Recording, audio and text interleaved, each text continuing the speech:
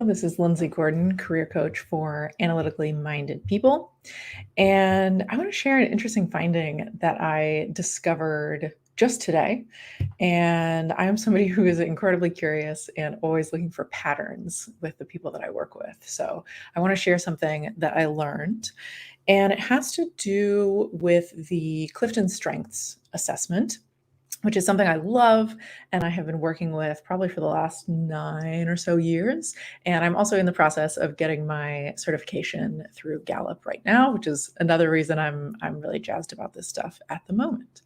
But I started thinking about, I'm curious if there are any overlaps between the top strengths that my clients see when they take this assessment with me. And one of the most common strengths that shows up is called the achiever strength. And people who lead with achiever generally tend to be incredibly hardworking, have a great deal of stamina, and enjoy completing projects. So you may see some of that in you too. It can often look like to-do lists, and sometimes to-do lists happen even on the weekend. That can be a hallmark of having this great achiever strength.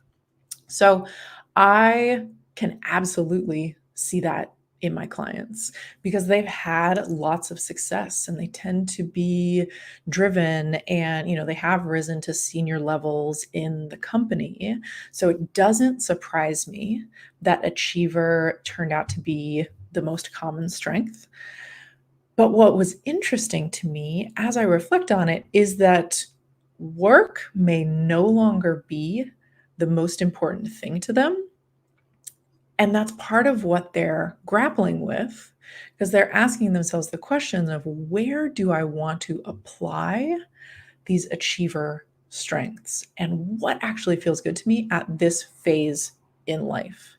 And for some people, that phase might be kids and families and making sure that they are really prioritizing that part of their life. For other clients, it has been time for themselves and time for hobbies and time for, enjoying beauty in the world, whatever that might be to them. And there are other clients who see that their contribution may want to happen outside of work at this phase of life.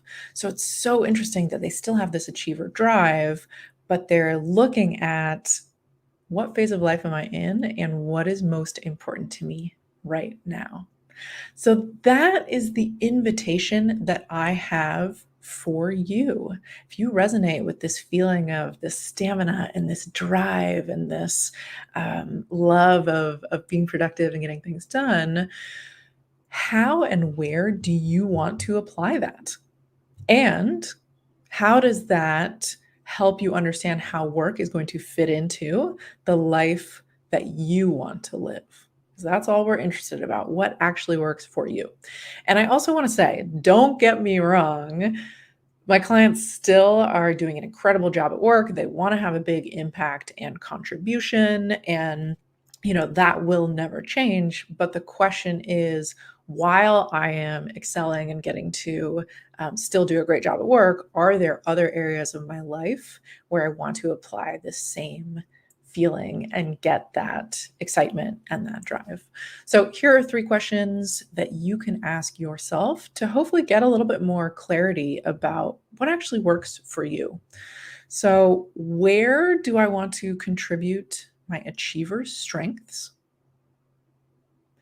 What are my main priorities given the phase of life that I am in? And what life do I want to live? And how does work fit into that?